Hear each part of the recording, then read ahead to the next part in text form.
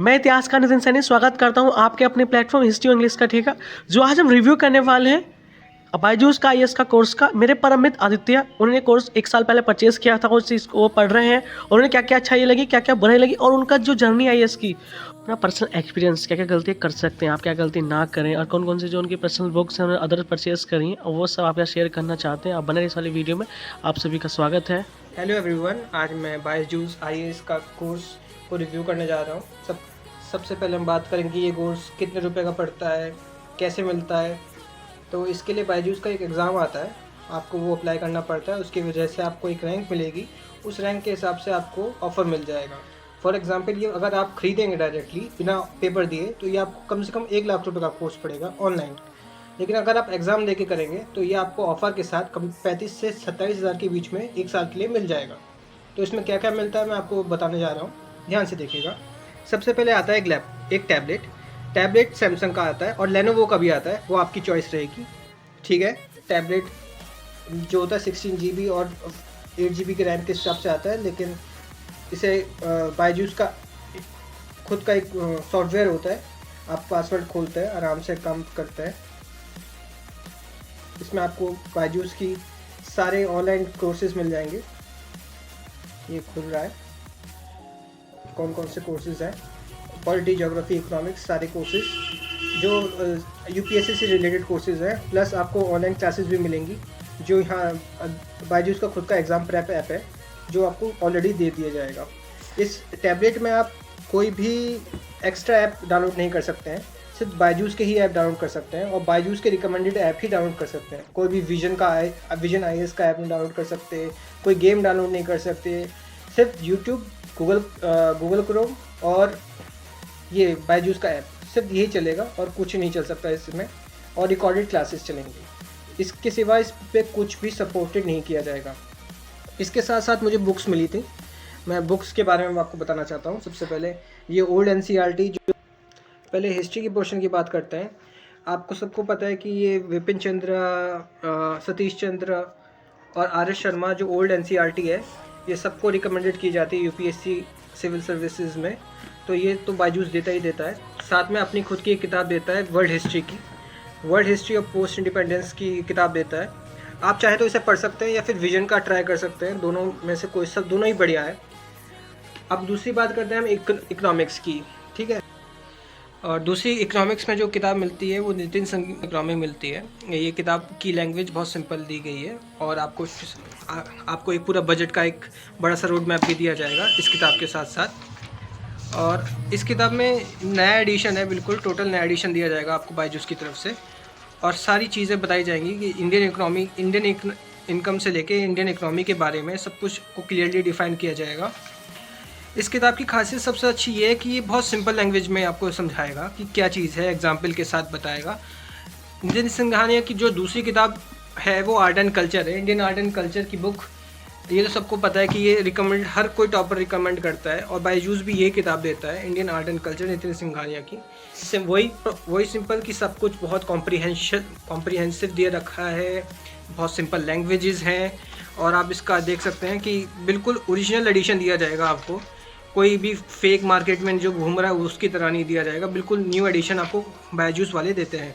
Visual art में आपको हर तरह की पेंटिंग, हर तरह की फ़ोटो देने से समझाया जाएगा। आपको पिक्टोरियल डिस्क्रिप्शन दिया जाएगा कि इस फ़ोटो का कौन सी एम्पायर से रिलेटेड है या नहीं। ठीक है, अगला टॉपिक है हमारा डिज़ास्टर मैनेजमेंट। मैं आप कहना चाहूँगा कि डिज़ास्टर मैनेजमेंट से पहले आप ज्योग्राफी पढ़िए।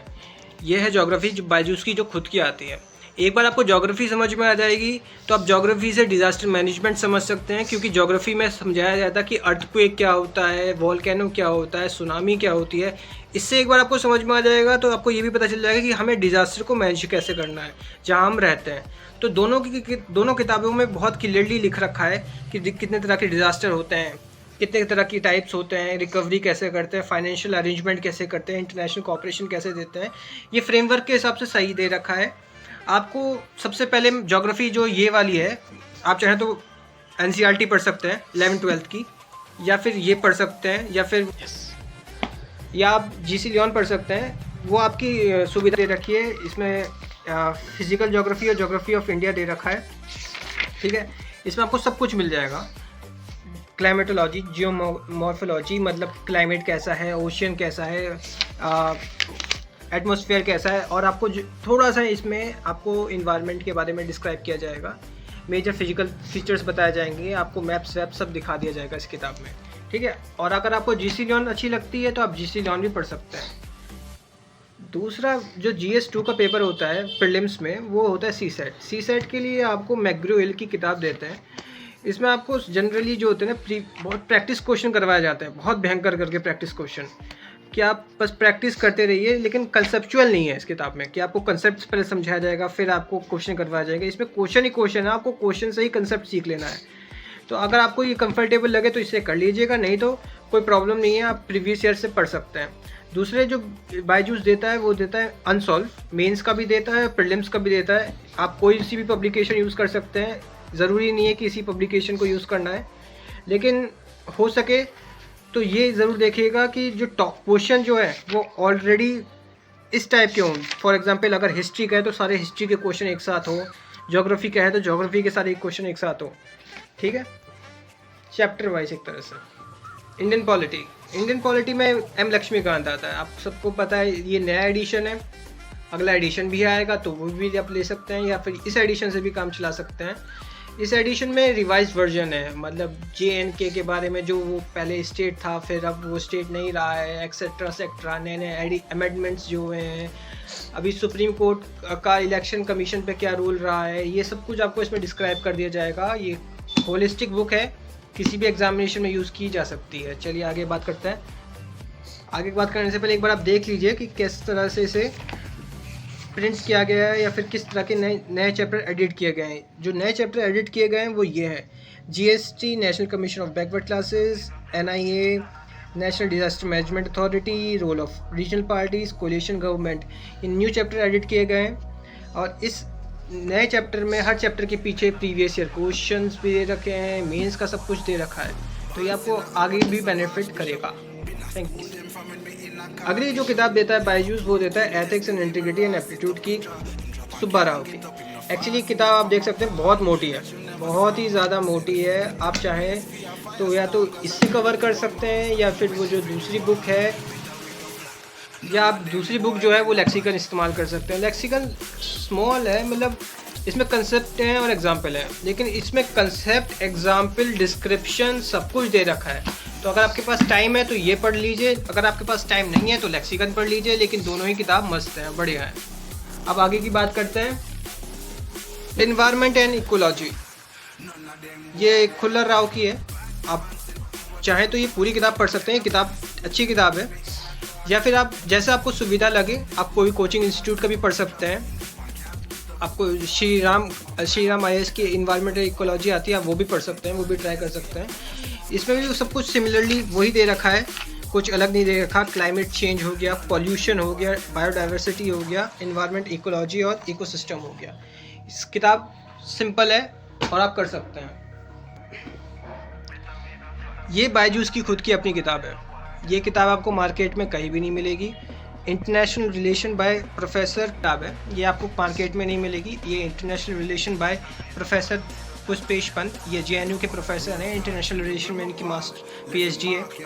और इसमें आप जानते हैं, आप यूट्यूब में आपने देखा होगा, इसमें सबसे पहले जो सेक्शन दे, ये वो गवर्नमेंट्स हैं जो इंडिया को डायरेक्टली अफेक्ट करती हैं, जैसे चाहे वो USA, Russia, China, EU, Pakistan, Nepal हो।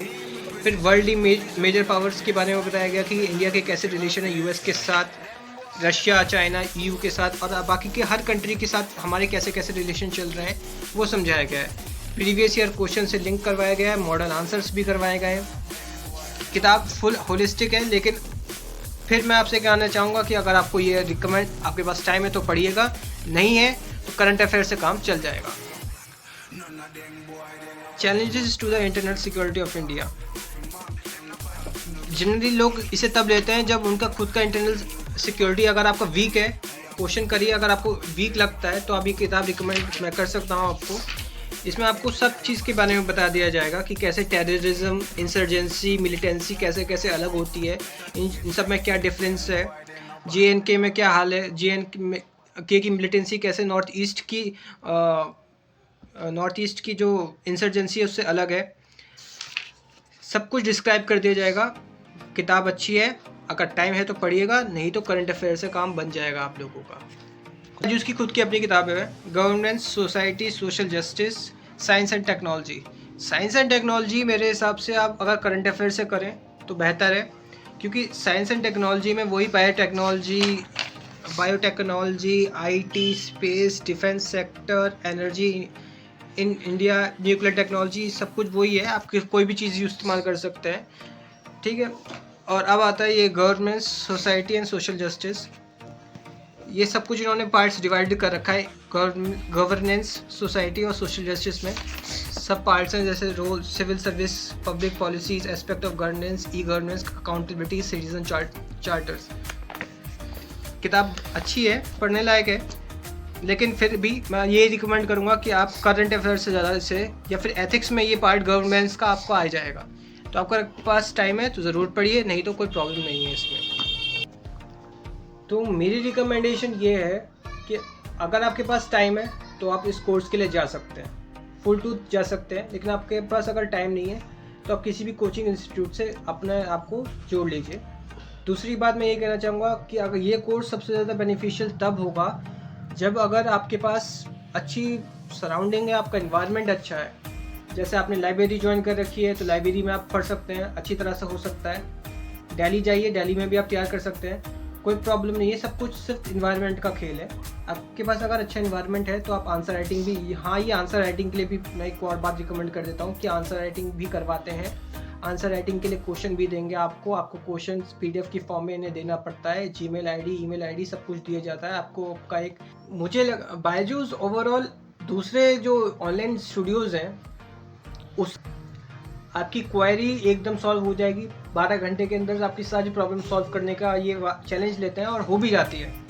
आपको हर तरह की, आपको अगर आपने 1 साल का कोर्स लिया तो ये आपको 2 साल तक की ऑनलाइन वीडियो प्रोवाइड कर देते हैं। अगर आपको, जैसे आपका इस बार सिलेक्शन नहीं होता है या 1 साल में सिलेक्शन नहीं होता है तो ये दूसरे साल तक फ्री में चलता रहेगा। दूसरे साल के बाद ये टैबलेट आपको मिल जाएगा। आप चाहें तो उसके साथ कुछ भी कर सकते हैं। ये सॉफ्टवेयर वापस, आप सॉफ्टवेयर जो है ये डिलीट हो जाएगा ऑटोमेटिकली। ओके, ओवरऑल मैं ये रिकमेंड करूँगा कि अगर आप ग्रेजुएशन में चल रहे हैं तो आप ले सकते हैं। कॉलेज के साथ ये परफेक्ट रहेगा।